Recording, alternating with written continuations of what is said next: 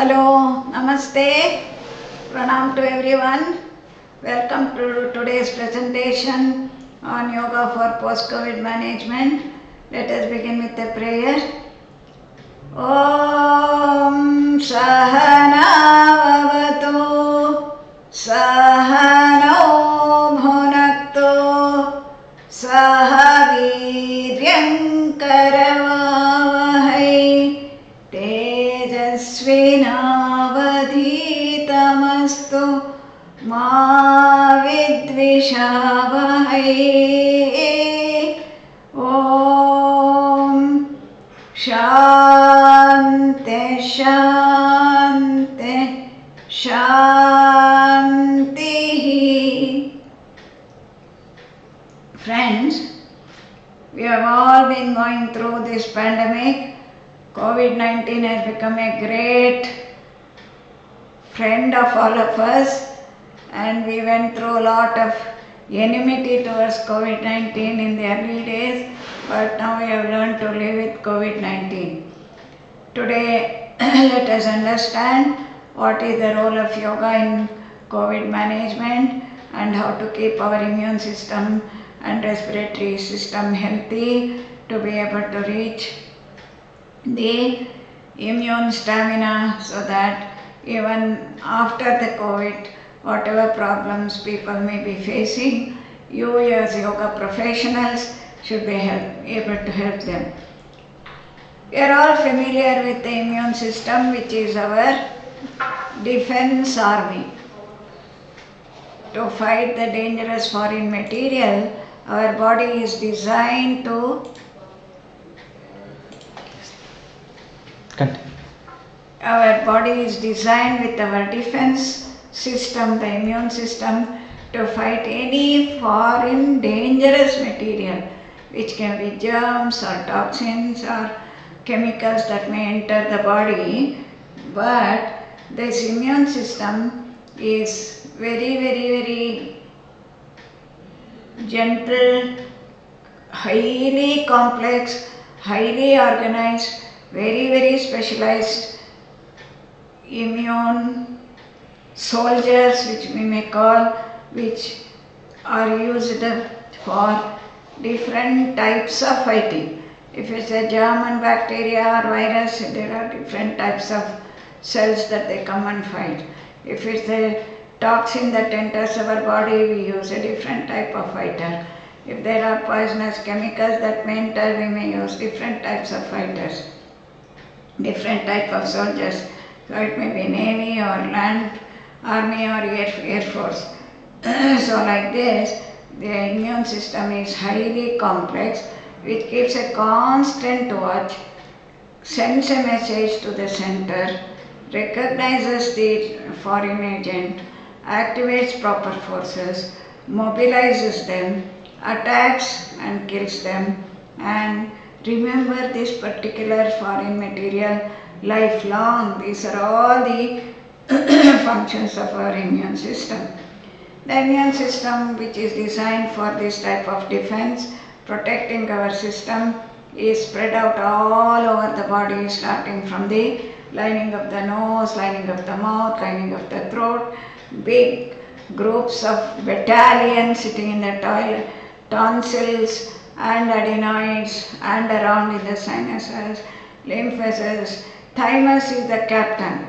Thymus is the main training center, we may call defense training center, recruiting center, mobilizing center, recognizing center, etc. Lymph nodes in the axilla, spleen also is a very important thing. Manufacturing all these defense cells is the job that happens in bone marrow, lymphatic vessels, etc.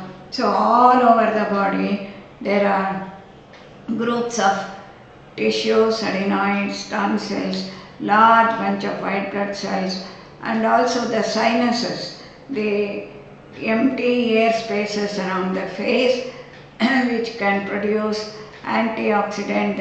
Whatever fighting is happening, after the fighting is over, whatever material is produced as a toxin has to be detoxified, and these are also taken care of in the sinuses. and sinuses produce an antioxidant called nitric oxide, and this nitric oxide production is increased 15-fold when somebody chants Brahmari was demonstrated as early as 2002. What happens when the COVID enters our body? There are chemical fighters and cellular fighters. Chemical fighters are antibodies which go and lock up the virus and kill the virus. These are chemical fighters called IgG, immunoglobulins, and cellular fighters. They come and surround the viral cell, attack that, destroy that, and throw it out of the system. So these are called as natural killer cells. Look at the natural killer cell, which is having tentacles like this, which recognize the virus, attack that, attach that all around, kill the virus and get rid of it. By the way, virus is our own body cell. The virus was a small RNA particle which did not have life. Only after it entered our body cell, our cell gave all the nutrition and make the cell alive, and now it started spreading to all parts of the body. Now, today's talk being how to handle post-COVID infection effect. What happens when people get to COVID infection? We have all been reading a lot about it. 99% of the people pass through the infection without any symptoms, maybe 80% without symptoms, another 10-15% with mild symptoms, something like a simple nasal flu, cold, cough, not even cough, a mild throat irritation, and it passes off.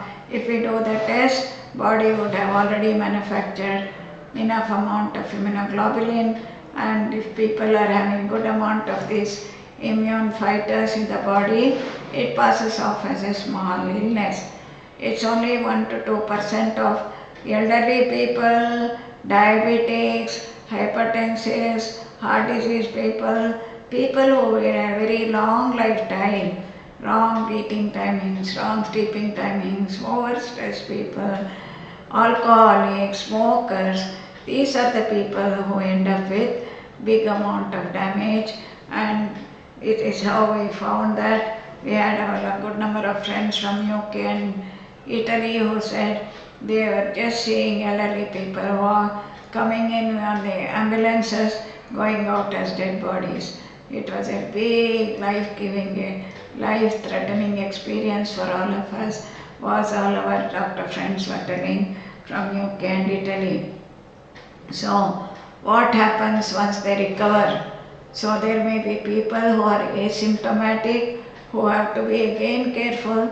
There was just a report yesterday which said that people who have no symptoms, have never known that they have had COVID, may be still having lot of viruses in their mouth and throat and nose.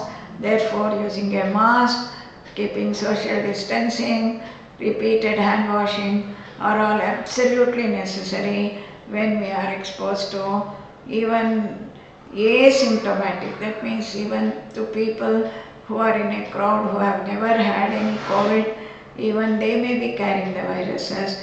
That's why so much importance is given to these three preventive things. Repeated hand washing. When we wash, the froth that comes dissolves the outer lining of the virus, separates the virus and kills the virus. Social distancing and use of mask to prevent even when we are exposed to asymptomatic people. People who have had symptoms, mild, moderate or severe. Severe are those people who need oxygen tent or who need ventilation. All these people, most people who have had COVID, completely recover quickly and completely. And even if we have had symptoms or no symptoms, we produce this IgG antibody which remains in our blood lifelong. It remembers our body. If it is exposed to COVID-19 again, body remembers, oh, this is the fellow I had fought 10 years ago. Now I know how to handle him. I don't have to suffer. So this IgG remains in our blood as a long time memory to fight away the germ once it comes. If it happens to come again, so recurrent infection can also be very easily prevented by our own body if you lead a good lifestyle. So those are the people who are the people who will get a second episode, those immune system who do not have the capacity to maintain their IgE level. So we have been reading a lot about what will happen to people after they have recovered, after they have been in the ICU, after they have had ventilation or no ventilation but just had fever and cough and some digestive problem for some week, some 5-7 days, hospitalized and came back, remained in quarantine, and then they are back to normal.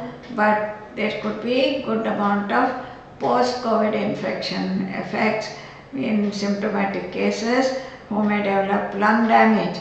In fact, the earliest symptom, earliest sign of the COVID infection may be mild cough, mild breathlessness, but already the lung, if you look at CT scan, there will be a lot of damage here and there in all parts of the lung, and therefore pneumonia is the major worry we have. That's why we have all been asked to check the PO2 level by using the oximeter so that we can detect early problem even in the infection is there.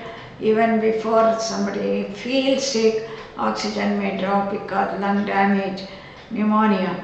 So this pneumonia, once it heals, can lead a scar, can lead to what we call as fibrosis. So this scar can damage large number of air spaces and lead to breathing problem. It can affect the heart muscle, it can lead to heart failure, it can affect the brain, it can lead to strokes or seizures. Guillain-Barré syndrome, a temporary paralysis of all parts of the limbs can happen for sure for a few weeks, which may require intensive care unit. And in the brain also, post-COVID, there may be increased risk of Parkinson's disease, Alzheimer's disease, etc. You must have heard a lot about the clotting that can happen because of this virus. The COVID can cause a lot of clotting of the blood because it makes the blood cells unhealthy and therefore they clot inside the blood vessels. The commonest way is it can form small clots inside the capillaries and it can affect the capillaries of the heart muscle, so blood flow to the heart can get affected. Because they are minute thing, it can affect large portions of the muscle, or it can happen in the lungs, leg muscle, leg thrombosis. Just the other day we saw one lady who was in her 95 years, very popular lady, very well placed business family. She developed gangrene of the leg before she passed away. Or it can affect the liver, kidney, etc. Very rarely large clots can form. It can lead to direct heart attack or a stroke, and this is another problem. The psychological problem in ventilated patients. Patients when they come out of that, the very diagnosis that, in fact going back to about 6 months back, if somebody was diagnosed with COVID, what would the elderly people say?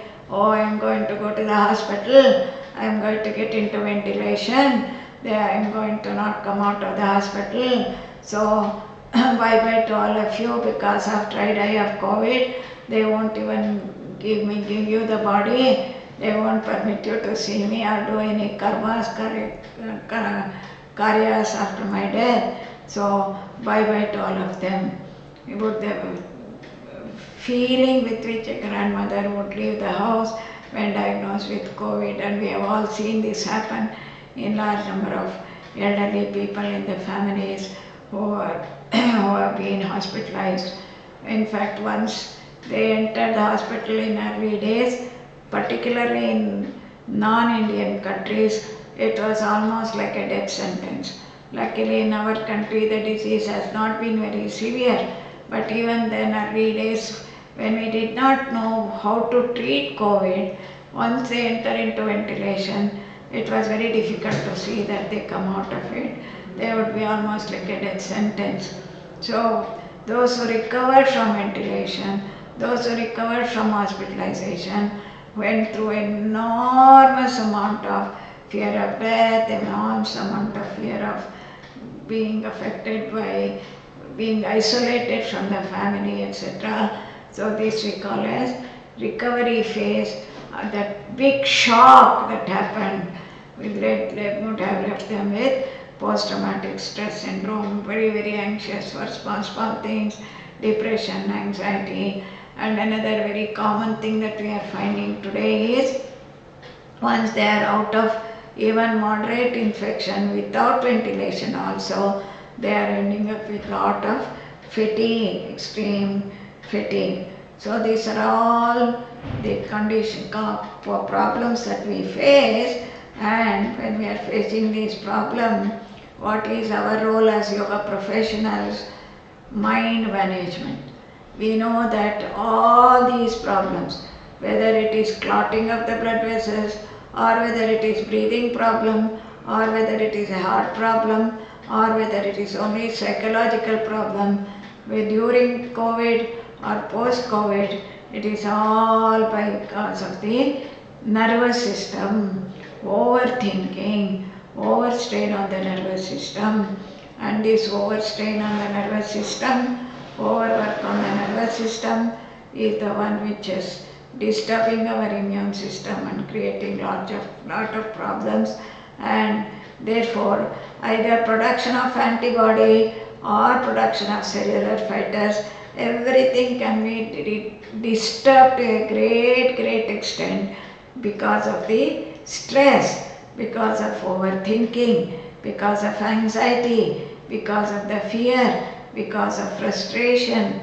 I had one person from Canada, she recovered from this, and she says, when they diagnosed that I have to leave the house, everybody in the family had developed corona and they did not have severe symptoms.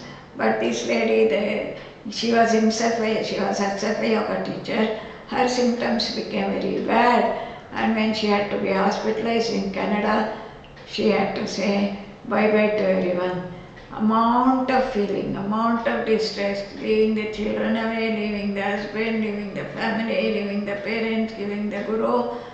She had to say, I don't know whether I'll come back from the COVID infection or not, and mine was continuously racing. Kya hoga,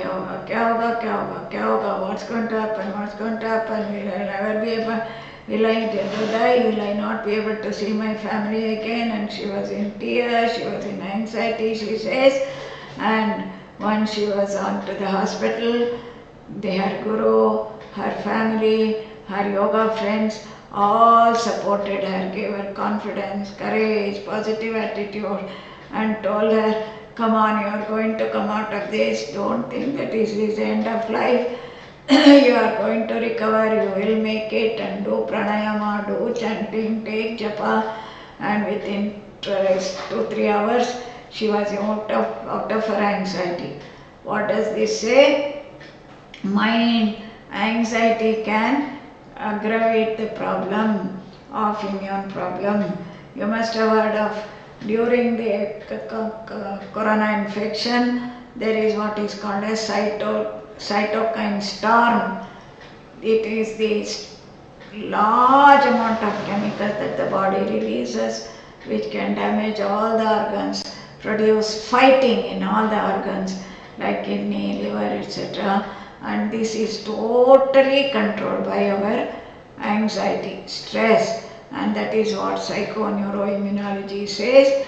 If the mind is disturbed, it is the mind which can disturb the whole of the immune mechanism before, during, and after recovery. The mind is the one which is creating all the problem. I just saw an email today which said that I have recovered completely without any problem because I was continuously doing yoga. So this Canadian lady Canadian, no, Indian living in Canada, was a yoga teacher. She recovered from her anxiety and she didn't have to go in for even the ventilation and came out of it.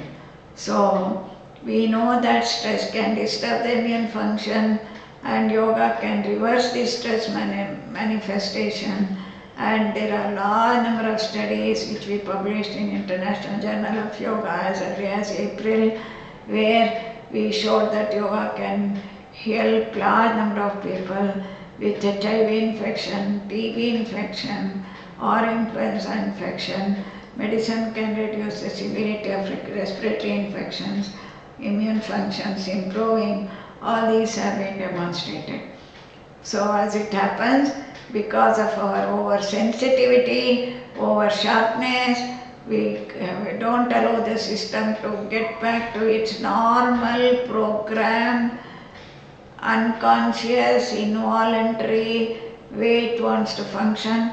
I bring a lot of hindrance. See, we want our body to recover very soon and not have post-COVID effect. But what am I doing? I am thinking so much, overstraining the nervous system, releasing the wrong chemicals, which will only block the immune system and disturbing the whole healing process, because we don't allow the system to do its job, and this is the stress imbalance.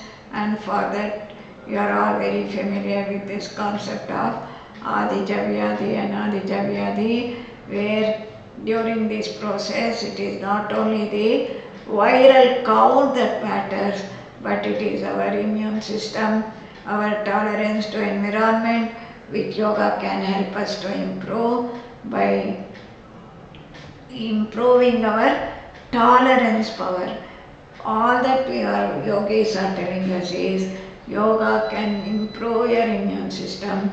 If you take away the mind, allow the body to do what it wants to do and keep your mind rested. How? So how to keep our immune system healthy even during our post-recovery phase? Keep ourselves mind continuously occupied in living in the present. Be physically active, eat healthy food, maintain normal weight, freedom from stress, get plenty of sleep, and say no to addictive substances like tobacco, etc. So it is all working with our diet, physical activity, which is all to be controlled by mind. So at the mind level, the Manomaya Kosha, what are we doing? Keeping all the time mind engaged with busy with useless work, useless thoughts, unnecessary worrying.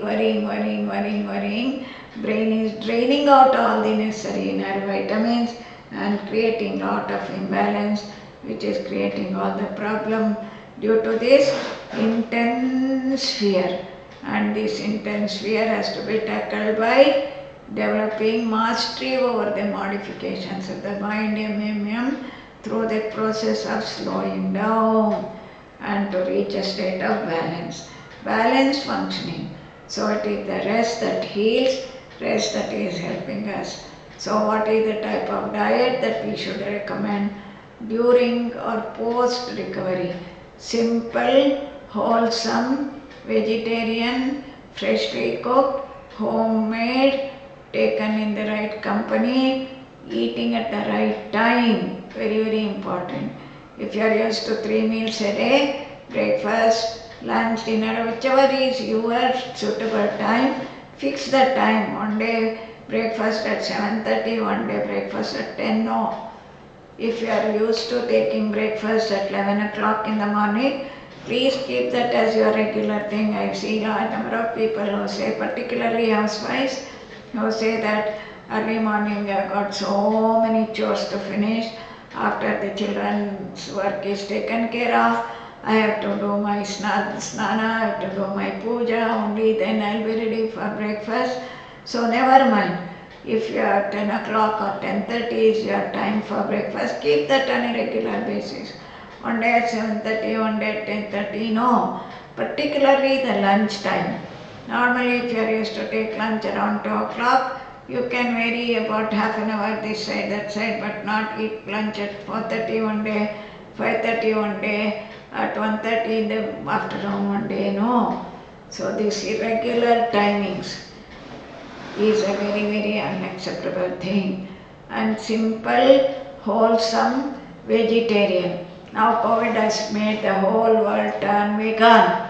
In fact, my friend in UK was telling me that even the hospitals have opened vegan canteens, which were never there. They were only getting non-vegetarian food.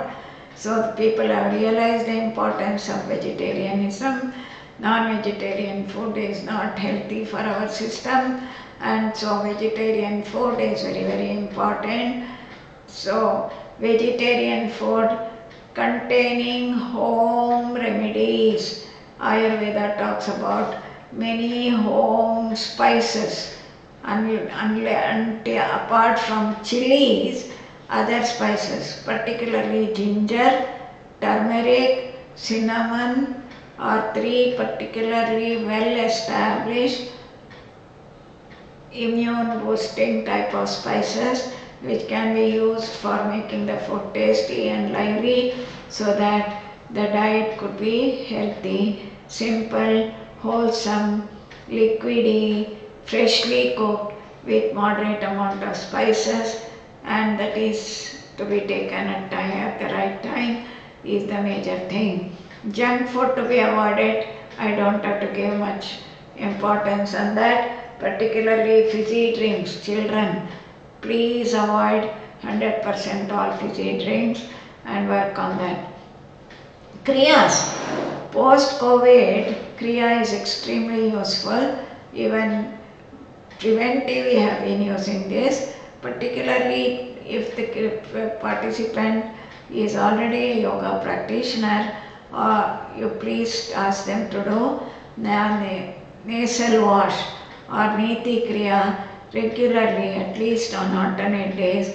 In fact, they can do Niti Kriya if they have been used to doing it as soon as they come home. They have gone out, we have been in crowds, use your mask, put the mask for hot water wash, and then do Niti Kriya so that you can cleanse the nasal passage and do hand washing, and good amount of Kriya of take 2 teaspoons of coconut oil and quarter glass of hot water, mix it and do Mukul. You have to do mouth cleaning by doing oil pulling. This also has been found to be very, very useful. Put 1 drop of coconut oil, just smear, not drop, smear the nasal lining with coconut oil before you leave the house. These are some cleansing techniques which can be used even post-COVID for prevention, because now we are in the post-COVID era. We are doing socializing, meeting people. These are helpful in preventing and cleansing the system when we come back. To keep the immune system strong so that we don't get an infection again, or we don't get the virus to settle down in our body, regular yoga practices. If you have no other symptoms, if you are not tired, if you have no respiratory problem or cardiac problem or any of the post-COVID sequelae, please do regularly Surya Namaskara, 12 rounds regularly, 5 fast Surya Namaskaras, 1 slow Surya Namaskara. 1 more round, 5 fast Surya Namaskara, 1 slow Surya Namaskara, and end with good amount of 10 minutes of Shavasana. Then 1 set of standing postures one day, 3 standing postures one day, 3 sitting postures one day, 3 prone postures one day, 3 supine postures one day, because when you have got only 1 hour of time for your yoga practice, for prevention, management, it is important to keep almost 50% of your time for pranayama. Therefore, asana, Surya Namaskara of 10 minutes, 5 minutes Shavasana, 15 minutes for 3 asanas, and then do good amount of Shavasana. You still have 20 minutes for your pranayama practice, which is very, very important. Pranayama can start with a Kriya Kapalbhati or start with Bhastrika if you are familiar with that. Then do Nadi Shuddhi Pranayama, 12 rounds, Sitali Pranayama, 9 rounds, Bhramari Pranayama, 12 rounds, and through that you would have completed the pranayama practice. Then comes the most important thing, to go into the deep meditative state. It is the meditative deep state of pratyaya ekatanata, effortless flow of a single thought on the background of quietude, on the background of awakeness, is the one which is really going to bring about a intense balance in the entire system. So, practicing all these, you can start with simple practices. If people have got respiratory problems, cardiac problems, they may not be able to do Surya Namaskaras. Therefore, start with very simple breathing movements, simple practical breathing practices, which are hand stretch breathing, hands in and out breathing, simple Setubandhasana and Vajrasana, Nadi Shuddhi, etc. So, what is very, very important for all of us to remember is to go into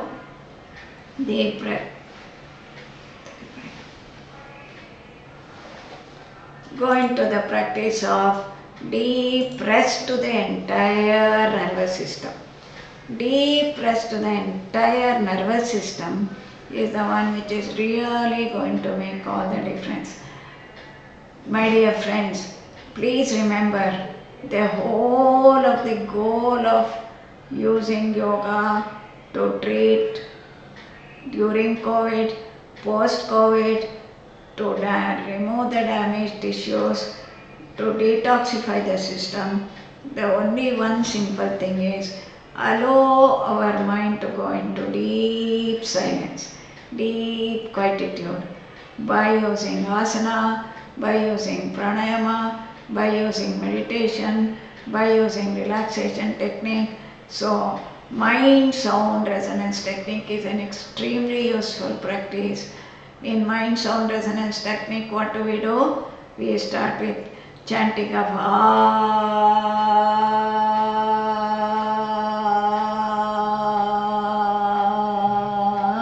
long ahata akara, where the resonance of the akara chanting, which is starting from the nabhi, should spread to the entire mind-body complex. Feel the resonance all over. Then immediately remain in that experience of remembering that resonance when you chant the anahata akara. So 3 times ahata, anahata. Then come to O. O chanting is extremely useful for respiratory problems, and you can use this mind sound resonance technique for recovery from respiratory problems, cardiac problems, cardiac failure if it has occurred, or respiratory distress if it has happened as a post-COVID effect, or for PTSD, or for anxiety. For all these, MSRT is extremely useful. So easily, please regularly practice 20 to 25 minutes of MSRT on a regular basis.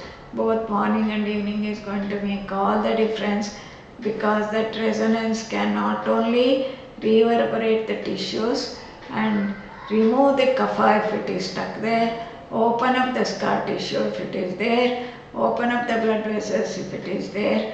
I remember one participant who said, my artery was blocked. I went into a deep meditative state and actually I could drill my artery, he says. How? I would just go into pranayama first and close my eyes, then tune myself to Paramapita, Parabrahma, Paramatma, forget this body, forget this breathing, forget myself. I would get just lost in that wonderful experience of merging in that expanded awareness of the consciousness field. And Paramapita, I love my Paramapita, who is my beloved Ishtadevata, and bring that divine Pavitra energy through my breath and drill my artery, drill my lungs, open up my alveoli. In fact, I had one of our friends from UK who did this when he came out of the ventilator. He was still having breathing difficulty and he would just feel this expanded awareness and take a deep breath and then do a lot of Antarkumbhaka, he says. He would go into the lung, feel the alveoli stretching up because it was already scarred, and through that he was able to experience the actual lungs opening up with Antarkumbhaka using Jalandhara Bandha and Uddiyana Bandha. So when we do breathing practices with awareness and followed by Ukara chanting.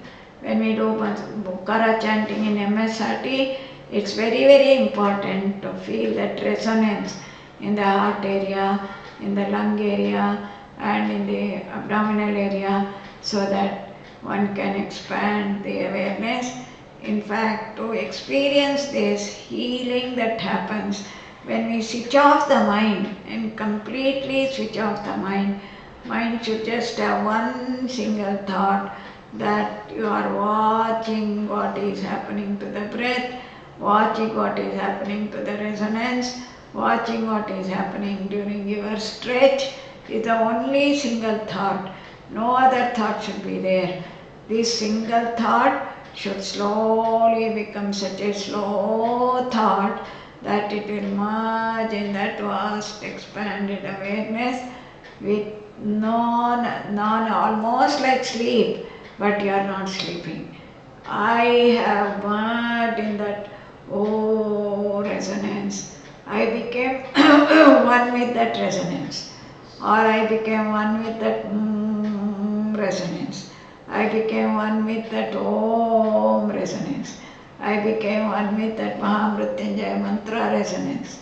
Is that identification, total feeling, mindfulness if we may use the word, and completely into that meaning, bhava, and merging ourselves in that expanded pavitra attitude is the one which repairs the system.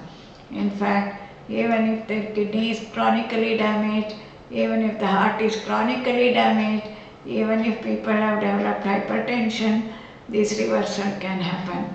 I've had people who came with a little loss of memory post-COVID, but once they started doing this deep pranayama and resonance technique of meditation, they were able to get back their memory. GBS people have completely recovered with yoga. So therefore, it's very, very important to go into deep meditation. For people with enormous amount of fear of death, which is a very big trauma, the thought that I am going to a doctor to take some help because I had COVID itself puts them off into enormous anxiety. So they were avoiding going to the doctor. I had one lady who came here with so much of anxiety, so much of palpitation. The family had COVID, she also had mild COVID, but post-COVID, lot of fear, for PTSD. The thought would put her into enormous palpitation. What the sage makes us understand is, in this state of enormous fear, what is happening? Mind has picked up enormous speed and that sweat is going out of control, disturbing the whole system, which may go on to become, and this lady had done lot of googling. Post-COVID, damage to the lung can be permanent. This is what has put stuck in her head. So she went on worrying. Oh, what has happened to my lung? What has happened to my lung? Will I develop 6 months from now? Will I develop total damage? Will I collapse with my restless mind? Will I collapse with my respiratory problem? Will I collapse with my heart problem? Because there is so much data that is coming out from World Health Organization, Google expert. World Health Organization reports that even after 3 months, 6 months, they may develop complications. So this had gone into her head, and that was creating lots and lots of anxiety.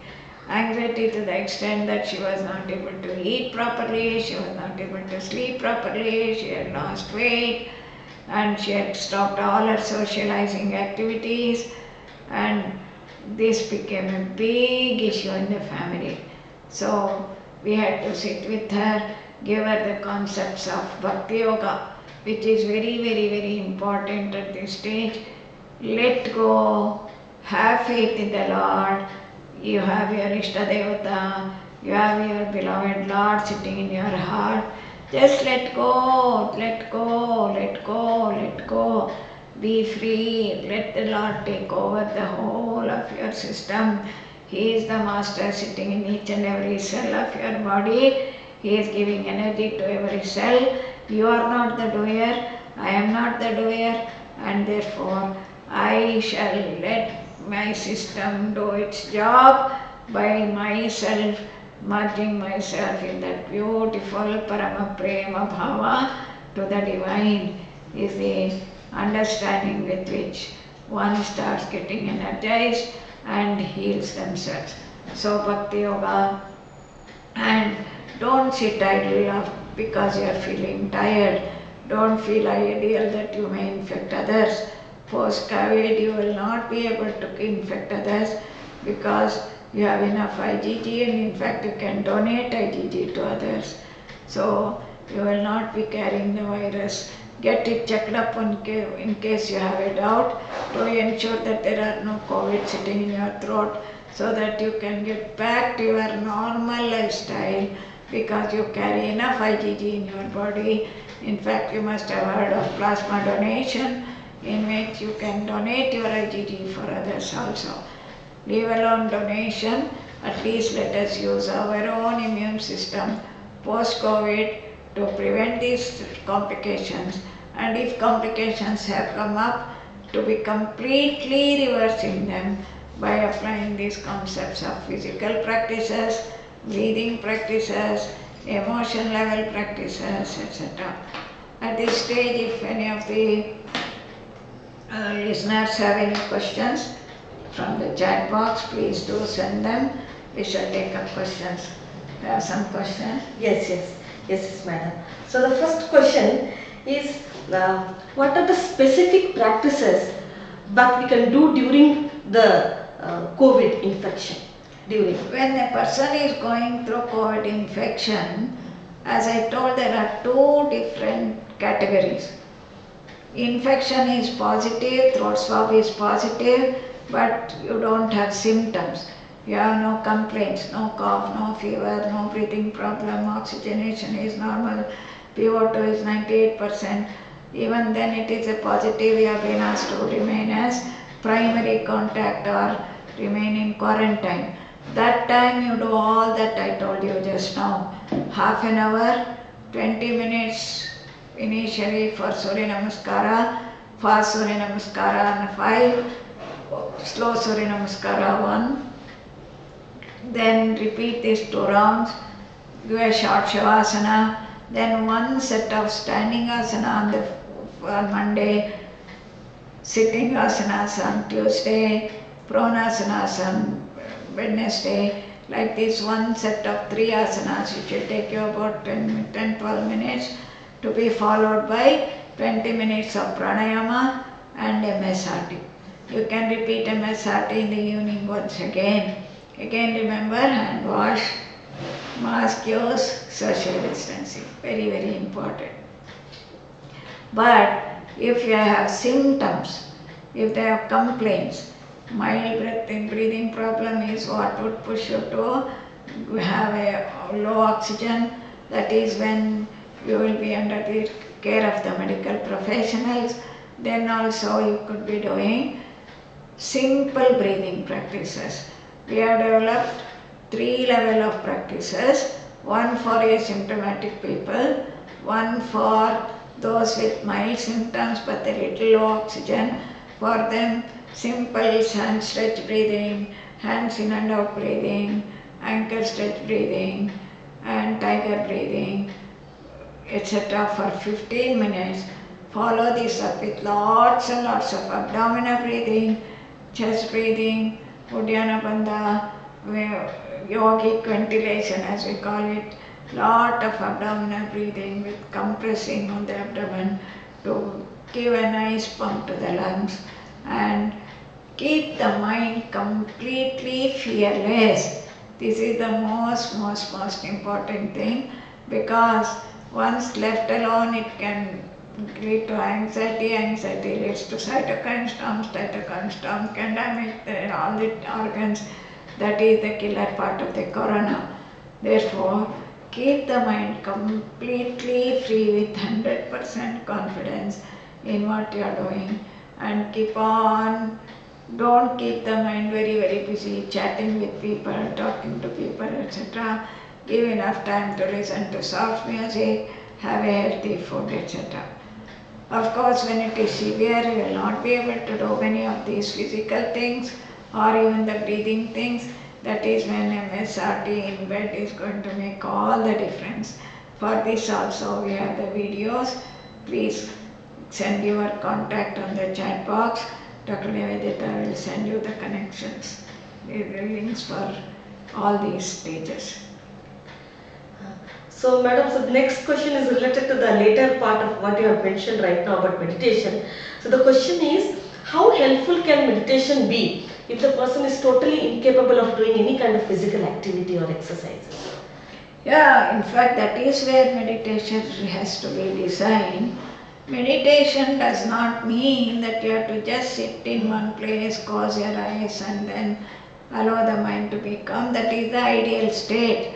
But when the mind is agitated, restless, anxious, disturbed, we have to do some simple body movements, as a meditative practice, which we use it in cyclic meditation.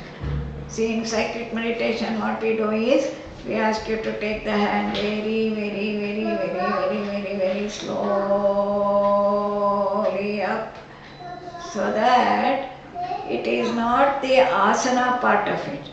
The idea is to divert the mind from getting lost in monkeying, to bring the awareness to the limb point, single thought of observing the moment and follow the changes that are happening.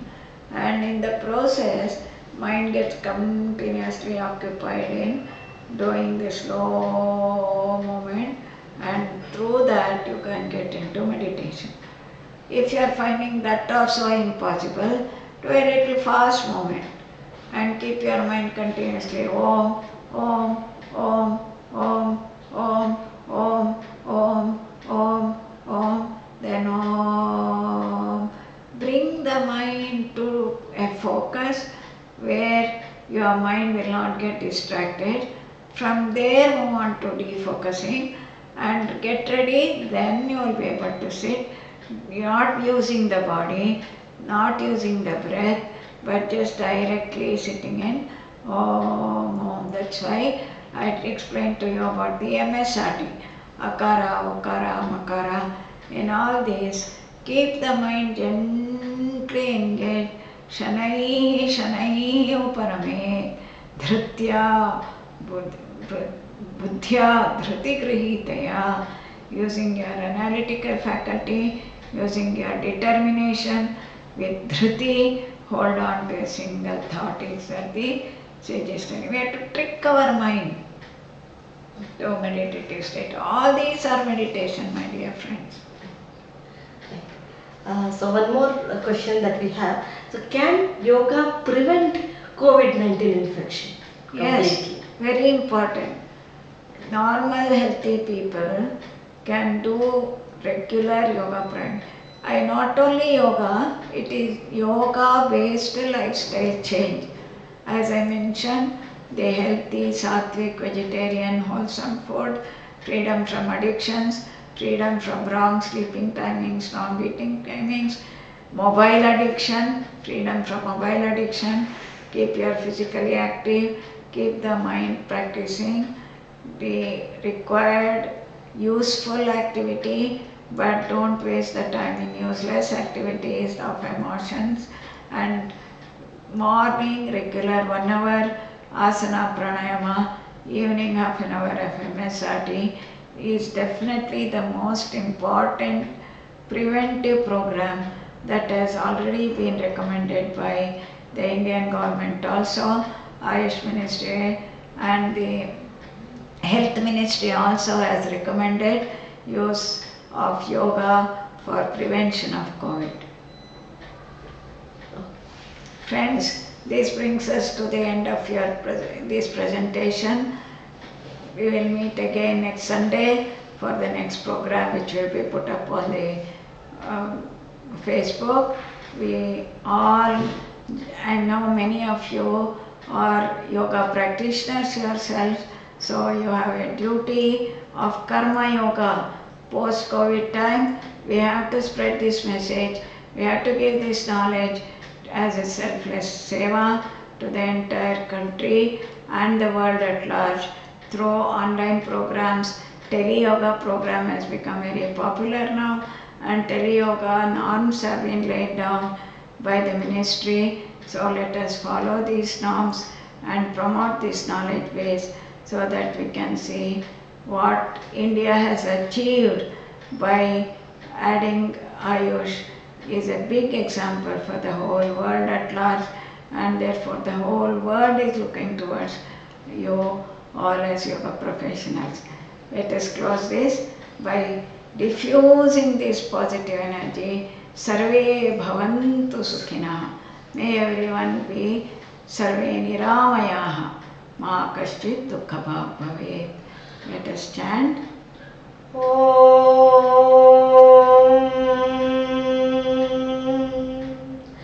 सर्वे भवन्तु सुखिनः सर्वे सन्तु निरामयाः सर्वे भद्राणि पश्यन्तु मा कश्चित् दुःखभाग् भवेत् ॐ शान्ति शान्ति शान्तिः.